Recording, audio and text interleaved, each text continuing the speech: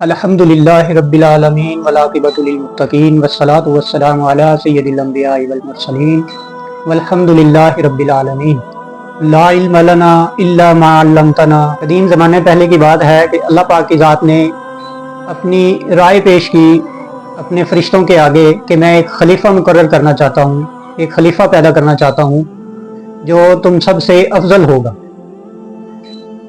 تو فرشتے بڑے حیران ہوئے۔ فرشتوں نے عرض کی، یا اللہ، جو خلیل آپ بنانا چاہتے ہیں وہ خون ریزیاں کرے گا، لڑائی کرے گا، جھگڑے کرے گا، آپ اس کو نہ بناؤ۔ کیا آپ اس بات کو جانتے ہیں کہ انسان کی جو مخالفت ہے وہ سب سے پہلے فرشتوں نے کی، مخالفت کی، خلاف نہیں تھے۔ عرض کیا، اللہ پاک کی ذات سے کہا کہ آپ خلیفہ پیدا نہ کرو، وہ جھگڑے کرے گا، خون ریزیاں کرے گا، گناہ کرے گا۔ جو عبادت ہم کرتے ہیں وہ اس طرح کی عبادت نہ کر سکے گا، گناہ کرے گا۔ یا اللہ، ہم تیری عبادت اور حمد و ثنا کے لیے کافی ہیں۔ تو اللہ پاک کی ذات ارشاد فرماتی ہے، جو میں جانتا ہوں وہ تم نہیں جانتے۔ تو مالک کل کائنات جو ہے جبرائیل علیہ السلام سے عرض کرتے ہیں، جاؤ مٹی لے کر آؤ۔ جبرائیل علیہ السلام زمین پر آئے، مٹی لے کر گئے۔ اللہ پاک کی ذات نے فرمایا، یہ نہیں، اور مٹی لے کر آؤ، کسی اور جگہ سے اچھی اور بہترین مٹی لے کر آؤ۔ جبرائیل علیہ السلام پھر واپس آئے، زمین پر آئے، ڈھونڈنے لگ گئے، ادھر ادھر مٹی تلاش کی، کہیں بھی نہ ملی۔ ایک جگہ سے پھر مٹی لے کر گئے، مالک کل کائنات عرض کرتے ہیں، فرماتے ہیں یہ والی نہیں، اور لے کر آؤ۔ پھر دوبارہ زمین پر اترے، مٹی لے کر گئے۔ اللہ پاک کی ذات نے فرمایا، اسے اچھے سے صاف کرو، نہلاؤ۔ جنت میں لے کر چلے گئے، جنت میں جا کر اس کو پانی سے دھویا، کئی سالوں تک لکھا ہوا ملتا ہے کہ کئی سالوں تک مٹی کو دھویا گیا۔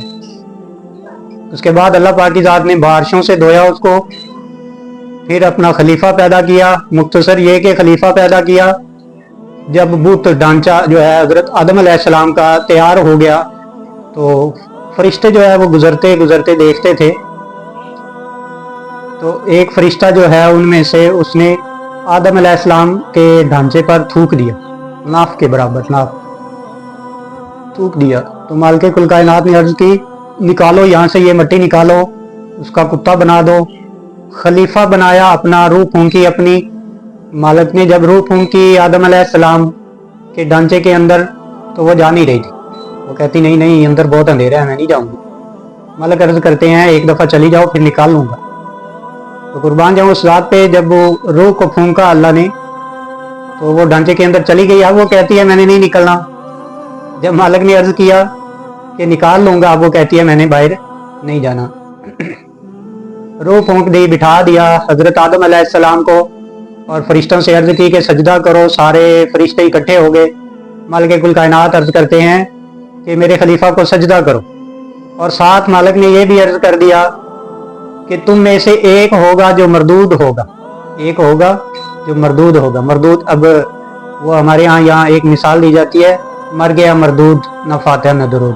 مردود کس کو کہتے ہیں؟ چھٹکارا ہوا، جس کے سارے عمل ضائع کر دیے جاتے ہیں، نہ ماننے والا۔ مردود کہتے ہیں نہ ماننے والے کو، کہ اس نے انکار کیا، انکار کرنے والا مردود، چھٹکار دیا گیا، اس کو پھٹکار دیا گیا کہ بھاگ جاؤ یہاں سے، ہم تو اس سے حساب لیں گے اس کا، اور جو تُو نے عمل کیے ہیں وہ ضائع کر دی۔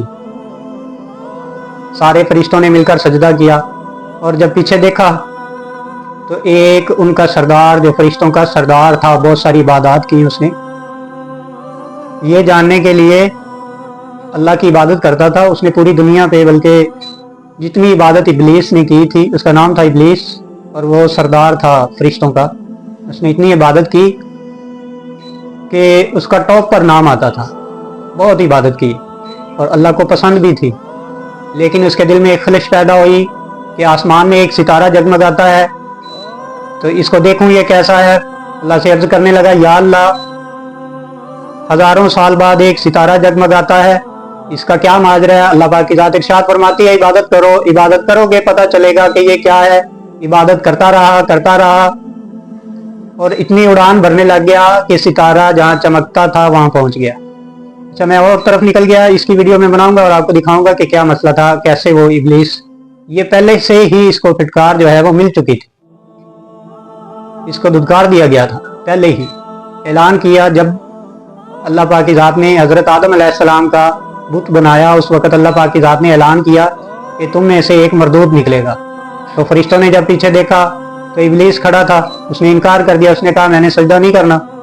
मालिक कुल कायनात ये सब माजरा देख रहे थे। फरिश्तों ने फिर दोबारा सजदा किया, दूसरी दफ़ा। पहली दफ़ा अल्लाह के हुक्म से सजदा जो है वो किया गया, दूसरी दफ़ा फरिश्तों ने शुक्राने के लिए सजदा अदा किया, दूसरी दफ़ा के हम बच गए। तो जब ये सारा मामला हो चुका तो अल्लाह पाक की ज़ात ने बुलाया फरिश्तों को कि इधर आओ। अल्लाह पाक की ज़ात ने एक किताब दी फरिश्तों को कि ये पढ़ कर सुनाओ।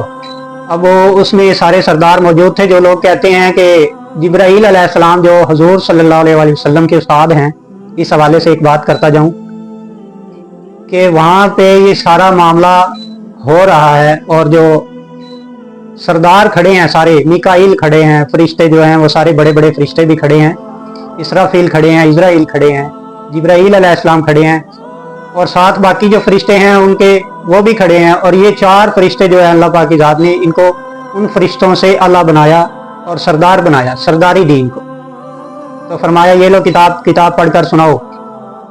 तो सारे फरिश्तों ने इनकार कर दिया, इसराफील ने भी इनकार किया, इजराइल ने भी इनकार किया, जिब्राईल अलैहिस्सलाम ने इनकार किया, इजराइल अलैहिस्सलाम ने इनकार किया। या अल्लाह ला इल्म लना, हमें कुछ पता नहीं है, इल्ला मा अल्लमतना, हम तो वो जानते हैं जो तुमने हमें सिखाया है, हमें नहीं पता इस किताब का। तो अब माजरा क्या है?